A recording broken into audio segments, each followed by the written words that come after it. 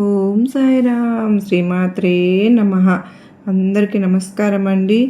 ముందుగా అందరూ కూడా సుఖంగా సంతోషంగా ఆరోగ్యంగా బాగుండాలని నేను కూడా మనస్ఫూర్తిగా కోరుకుంటూ ఈరోజు వీడియో మొదలు పెడుతూ ఉన్నాను. ఇక ఈరోజు వీడియోలో ఏమి సందేశం చెప్పబోతూ ఉన్నారు అంటే కనుక, తల్లి నీ ఇంట అదృష్టం పట్టబోతోంది, ఆలస్యం చేయకుండా ఇక్కడున్న మహాలక్ష్మిని పట్టుకోమ్మా అని చెప్పైతే ఈరోజు మనందరి కోసం ఒక అదృష్టాన్ని అయితే ఈ సందేశం ద్వారా పంపుతూ ఉన్నారు. అసలు ఏ సందేశం చెప్పాలి అనుకున్న ఆ సందేశం ఏంటో ఈ వీడియో మన కోసమే అని తెలుసుకోవాలి అంటే కనుక ప్రతి ఒక్కరూ కూడా మనస్ఫూర్తిగా కనుక ఆ తల్లిని నమ్మి పట్టుకుందాం. జీవితంలో ఎన్నో సమస్యలతో బాధపడుతూ ఉన్నా కూడా ఏదో చెబుతూ ఉన్నారు అమ్మ అన్న నమ్మకంతో గనుక ఏది చెప్పినా మన జీవితం బాగుంటుంది అన్న నమ్మకంతో ఏదైనా చేస్తాం కదా. మరి ఈరోజు కూడా కొత్తగా ఈ సందేశం తీసుకొచ్చారు. మరి తప్పకుండా ఈ సందేశం విని తీరాలి. వినే ముందు ప్రతి మనిషి జీవితంలో సమస్యలు ఉంటాయి, కానీ భగవంతుడు ఆ సమస్యను పరిష్కరించడానికి ఒక్కొక్కసారి అనుకోకుండానే మార్గం చూపిస్తారు. ఆ మార్గం అనేక రకాలుగా మన ముందుకు వస్తుంది, కానీ మనం గ్రహించలేం.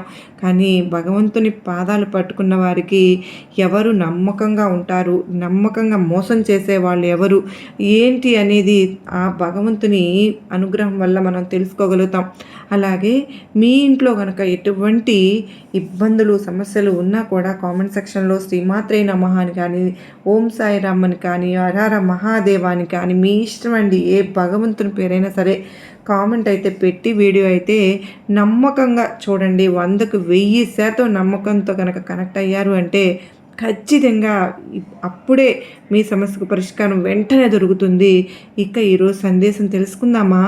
బిడ్డ, ఎంతో అదృష్టం ఉంటే తప్ప ఈరోజు నువ్వు చూడలేవమ్మా. ఈ దుర్గమ్మ మిరాకిల్స్ చేసే చమత్కారాలు మనం వినాలన్నా, మన ఇంట్లో జరగాలి అన్నా ఆ తల్లి మీద నమ్మకం ఉండాలి. పూర్తి విశ్వాసంతో భక్తితో స్మరిస్తే తల్లి ఏదో ఒక రూపంలో మనకు కనిపిస్తుంది. మన సమస్యలు తీర్చడానికి స్వయంగా వచ్చి మన కోసం ఇంద్రకీలాద్రి నుండి వచ్చింది. ఈ సమస్య ఏ విధంగా పరిష్కరించుకోవాలో ఏదో ఒక రూపంలో వచ్చి ఆ సమస్యను తప్పకుండా తీరుస్తారు. ఆ నమ్మకం మనలో ఉండాలి తల్లి. మరి కల్మషం తెలియని నీకు ఎన్నడూ కూడా హాని జరగదు. ఇప్పటి నుంచి నీ పరిస్థితి బాధించి వస్తుందేమో, కానీ ఈ రోజు నుంచి నీ కష్టాలు అనేవి తొలగిపోతాయి. ఆశ్చర్యానికి గురి చేస్తాయేమో, మార్పు అన్నది క్షణాల్లో జరుగుతుందేమో. ఒక్కసారి నమ్మకం ఉంచి నేను చెప్పినట్లు చేయమ్మా. నీ ఇంట్లో అడుగు పెడుతున్నాను, నువ్వు నా కోసం ఎదురు చూస్తూ ఉండు. నీ దుర్గమ్మ తప్పకుండా నీకు శుభవార్తను తీసుకొస్తున్నాను. నీ జీవితంలో అదృష్టం మొదలవుతుంది. కల్మషం లేని నీ మనస్తత్వమే నాకు ఎంతో ఇష్టం. నువ్వు నన్ను అడిగే ప్రతి కోరిక న్యాయమైనది. అన్నిటికంటే నువ్వు ఏది కోరుకున్నా కూడా మనసులో ఉన్నది ఉన్నట్లు చెబుతూ ఉంటావు. నన్ను ఎంతగానో నమ్మిన నీకు అంత మంచే జరుగుతుంది. తల్లి, కావలసింది సాధించాలి అని మనసులో తపన అనేది ఉంటే అని అనుకున్నప్పుడు పరిస్థితులకు భయపడకూడదు. అంతేకాని పరిస్థితులను చూసి భయపడుతూ కూర్చుంటే నువ్వు ఏది సాధించలేవు. నేను నిన్ను ఎల్లప్పుడూ ప్రేమిస్తూనే ఉంటాను.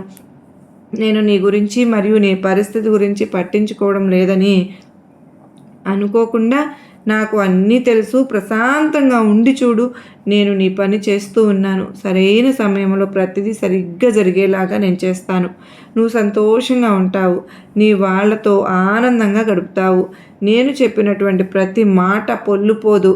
బిడ్డ, నీకు వచ్చిన కష్టమే నీ చుట్టూ ఉన్న మనుషుల గురించి, సమాజం గురించి, జీవితం గురించి తెలిసేలాగా చేస్తుంది. కానీ నువ్వు కలత చెందకూడదు, మోసం చేశారు అని బాధపడకూడదు.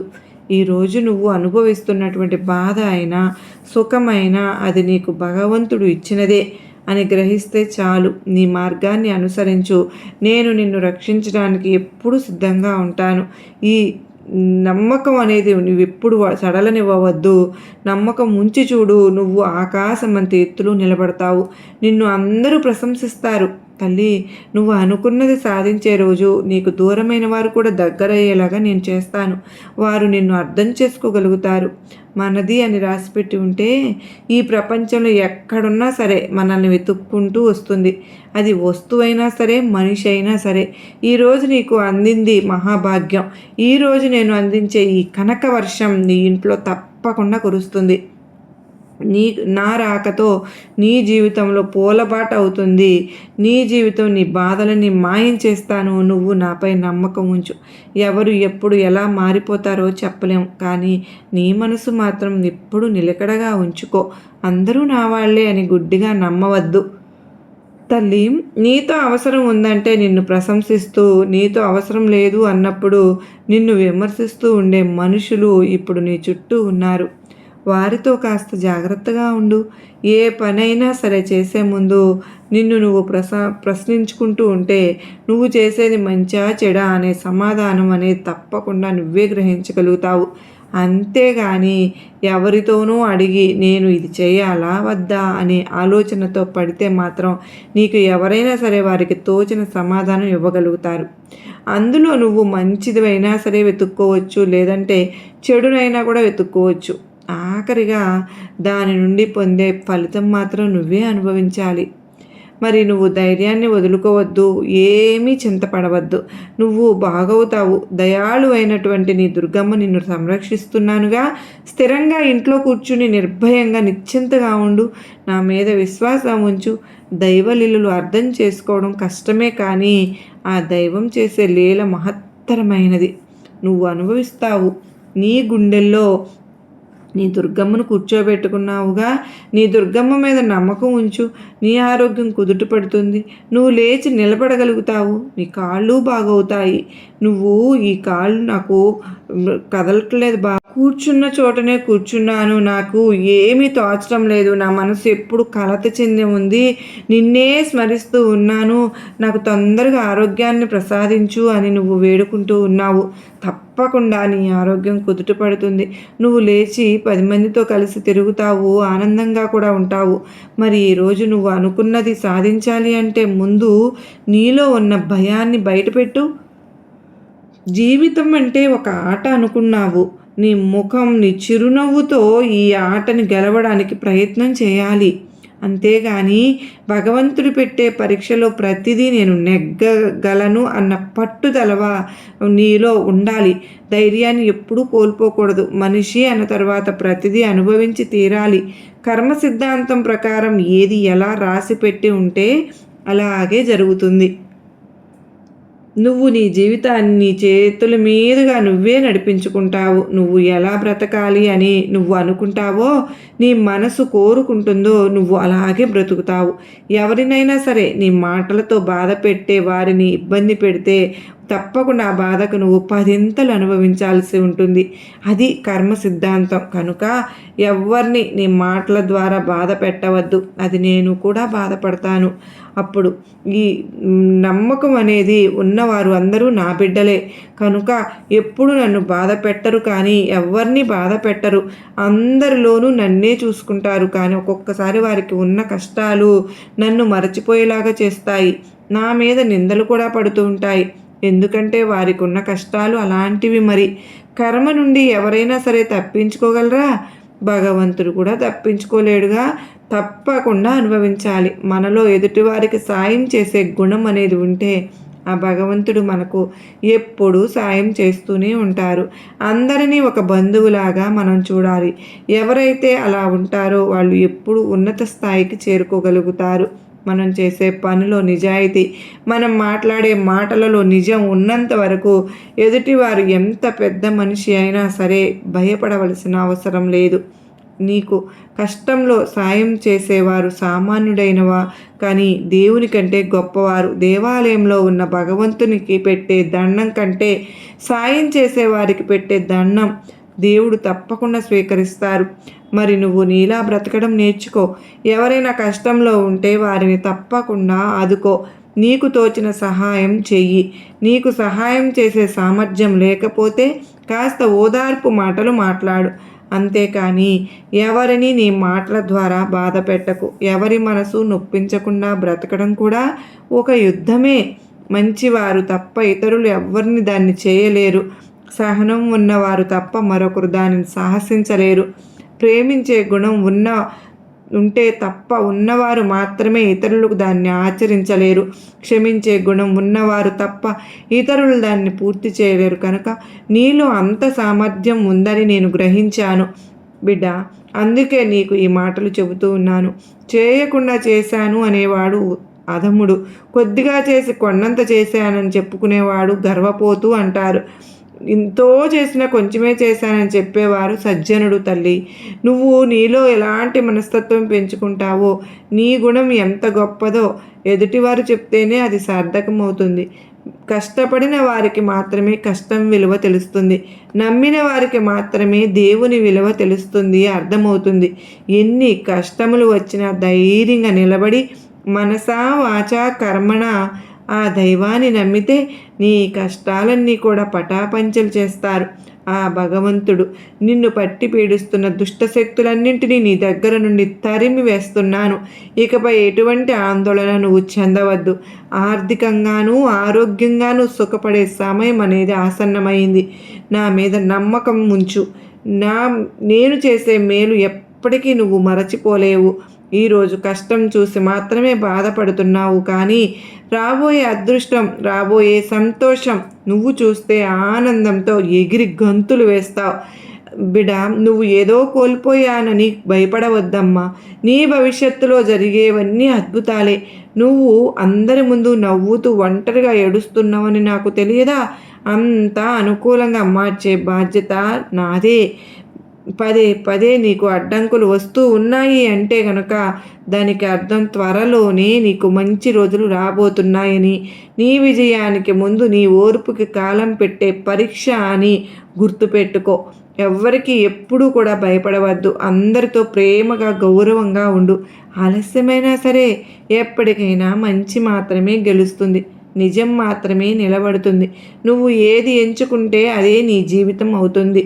స్వచ్ఛత లేని స్నేహాలకు, విలువ ఇవ్వని బంధాలకు, బాధ్యత లేని బాంధవ్యాలకు, అబద్ధాలు ఆడే అనుబంధాలకు మౌనంగా దూరం అవ్వడం నిజంగా మంచిది. నువ్వు అలాగే బ్రతుకు.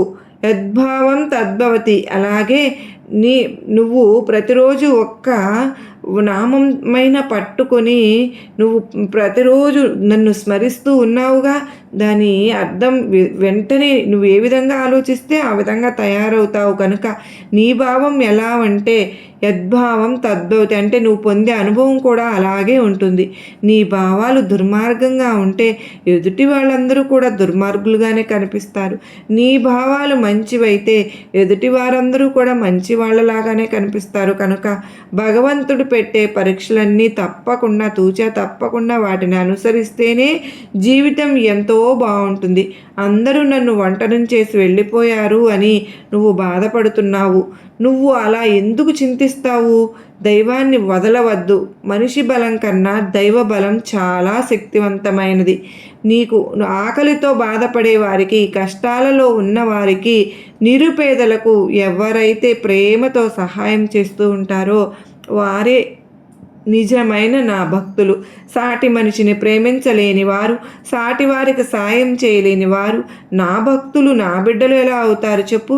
నువ్వు ఎప్పుడూ అలా ఉండవు అని నాకు బాగా తెలుసు. కానీ సహాయం చేసే గుణం ఉన్న నా భక్తురాలికి ఎప్పటికీ నేను అండగా ఉంటాను. ఎవరికి ఎప్పుడు భయపడవద్దు.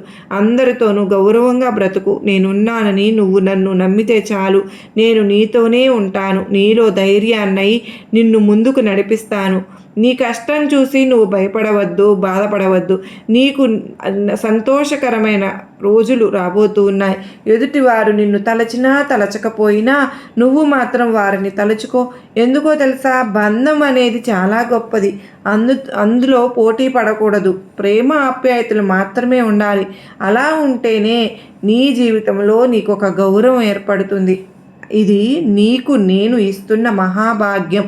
నీ ఇంట కనకవర్షం కురవాలి అన్నా, నీ ఇంట్లో అడుగు పెట్టాలి అన్నా నేను నువ్వు తూచా తప్పకుండా నడుచుకోవాల్సిన కొన్ని జాగ్రత్తలైతే ఈ సందేశం రూపంలో నీకు అందించాను. నువ్వు వాటిని ఆచరించగలిగితే నీ జీవితంలో ఎంతో ఆనందకరమైనటువంటి రోజులు ముందు ముందు కనిపిస్తాయి. నువ్వు ఎలా ఆలోచిస్తే నీ జీవితం కూడా అంతే అందంగా ఉంటుంది. ఈరోజు నీకు మహాభాగ్యాన్ని ప్రసాదించాను తల్లి. నువ్వు దానిని స్వీకరించావు కదూ. నీ ఇంట్లో ఈరోజు తప్పకుండా నేను అడుగు పెట్టబోతున్నాను. నువ్వు ఆనందంగా బ్రతకడానికి కావలసినటువంటి అవకాశాలు నేను అందిస్తున్నాను. నువ్వు స్వతంత్రంగా హుందాగా అందరితోనూ కలిసి మెలిసి ఆనందంగా బ్రతికే రోజులు ముందు ముందు ఉంటాయి. ఈరోజు కష్టాలు కన్నీళ్ళు శాశ్వతం కాదని మాత్రమే గుర్తుపెట్టుకో. ఏమైనా సరే తాత్కాలికమై అన్నీ కూడా నీకు కలిసి వచ్చే రోజులు అతి త్వరలోనే నీకు చేరువవుతున్నాయి. నీకు నా మీద నమ్మకం ఉంచితే చాలు. నీకు ఈరోజు నా ఆశీర్వాదములు ఎప్పుడూ ఉంటాయని గుర్తుపెట్టుకో. నన్ను చూడాలంటే నువ్వెక్కడెక్కడో తిరగవలసిన పని లేదు, ఎక్కడకు రానక్కర్లేదు. నేను ఎక్కడున్నానే అని వెతకనవు అక్కర్లేదు. మనసు పెట్టి చూస్తే తప్పకుండా నీకు ఎక్కడో కాదు తల్లి, నీ ఇంట్లోనే నేను కనిపిస్తాను అని చెప్పి ఈరోజు నేను నీకు మాట ఇస్తున్నాను. అనారోగ్యంతో సతమతం అయిపోయావు, అవన్నీ కూడా ఇప్పుడు నీకు దూరం కాబోతున్నాయి. సంపూర్ణ ఆరోగ్యంతో ఉండబోతున్నావు. అలాగే నీకు కోర్టు సమస్యలు ఉన్నా కనుక అవన్నీ కూడా దూరం అవ్వబోతున్నాయి. ఇక ముఖ్యంగా మరీ ముఖ్యంగా డబ్బు లేనిదే అసలు జీవితం గడవదు కదా. నీకు ప్రతి ఒక్కటి కూడా డబ్బు ఉంటేనే జీవితం మొదలవుతుంది. క్షణం గడుస్తుంది. అలాంటి డబ్బు పుష్కలంగా నీ దగ్గరకు నిన్ను వెతుక్కుంటూ రాబోతోంది. ఇంతవరకు అప్పులతో ఎంత బాధపడ్డావో, వడ్డీలు కట్టలేక ఎంత అల్లాడిపోయావో అవన్నీ కూడా తీరబోతున్నాయి. ఈరోజు అవన్నీ కూడా అంతమైపోతున్నాయి. అప్పుల బాధల నుండి బయటపడి హాయిగా గుండెల మీద చేయి వేసుకొని పడుకో. నీకు అమ్మ అలాంటి ఒక అద్భుతమైన సమయం నీకు వచ్చేసింది. ఆర్థిక ఇబ్బందులన్నీ కూడా తొలగిపోతున్నాయి. అయితే ఆర్థిక నిర్ణయాలు తీసుకునేటప్పుడు మాత్రం నిన్ను నువ్వు నమ్ముకుని చేయవలసి ఉంటుంది తల్లి. లేదా నమ్మకమైన వ్యక్తిని అంటే నీ కుటుంబంలో మీ అమ్మ నాన్న భార్య భర్త అక్క చెల్లెలు ఇలా నమ్మకమైన వారి దగ్గర మాత్రమే ఆర్థిక సలహాలు తీసుకోవలసి ఉంటుంది. ఇక నీ జీవితానికి సంబంధిస్తే నీకు ఉద్యోగం చేసే చోట, వ్యాపారం చేసే చోట, నువ్వు చేసే వృత్తి ఏదైతే ఉందో అక్కడ గొప్ప గొప్ప అవకాశాలు లభించబోతూ ఉన్నాయి. నిన్ను వెతుక్కుంటూ శుభవార్తలు రాబోతున్నాయి. ఇక ముందు నిన్ను చూసిన వాళ్ళు నేనే, ఇంతకాలం చూసింది వీళ్ళనైనా, ఈ వ్యక్తినా ఈరోజు ఇంతలా మారిపోయింది, ఇంతలా మారిపోయారు, ఇంతలా ఎదిగిపోయారు, నిన్ను మొన్నటిదాకా రూపాయికి కూడా బాధపడ్డారే, ఈ వ్యక్తి ఈరోజు ఈ స్థితిలో ఉన్నారు, ఇంత ఉన్నత స్థాయికి అని నోటి మీద వేలేసుకునేటట్లుగా నేను చేస్తాను. ఈ అద్భుతమైన రోజులు రాబోతున్నాయి. ప్రతి ఒక్క పనిలో విజయం అన్నది సాధిస్తావు. ఏది పట్టుకున్నా ముట్టుకున్నా బంగారం కాబోతోంది. చూసావు కదా బిడ్డ, సాక్షాత్తు ఇంద్రకీలాద్రి నుంచి కనకదుర్గమ్మే వచ్చి నీకు అందివ్వబోతున్నటువంటి శుభవార్తను కూడా విన్నావు కదూ. మరి ఇవన్నీ కూడా నిర్లక్ష్యం చేయకుండా చక్కగా అందుకో. నీకు ఈ రోజు ఇవన్నీ కూడా అందుతాయి. ఈలోపు ఒక్కసారి నువ్వు దుర్గమ్మ ఆలయానికి వెళ్ళి ఒక నిమ్మకాయ మాలను సమర్పించుకునిరా. తల్లి దుర్గమ్మ పొంగిపోతుందమ్మా. ఆ తరువాత దుర్గమ్మ ఆశీస్సులు నీకు, దుర్గమ్మ యొక్క అండా దండ నీకు ఉంటేనే నీ వెంటే ఉంటాయి. నీకు ఎప్పుడు కూడా సంతోషంగా ఉండాలనే ఆ దుర్గమ్మ తల్లి ఆశ తల్లి. ఈరోజు ఖచ్చితంగా ఈ దుర్గమ్మ ఈ సందేశంతో నువ్వు చాలా ఆనందంగా ఉంటావని, ఈ దుర్గమ్మ మనసు కూడా చాలా ఆనందంగా ఉంటుంది కనుక దుర్గమ్మ ఆశీస్సులు ఎప్పుడు నీపై ఉంటాయి. సంతోషంగా ఉండు. నీకు నా ఆశీర్వాదములు ఇస్తున్నాను బిడ్డ. సర్వేజనా సుఖినో భవంతు. లోకా సమస్త సుఖినో భవంతు.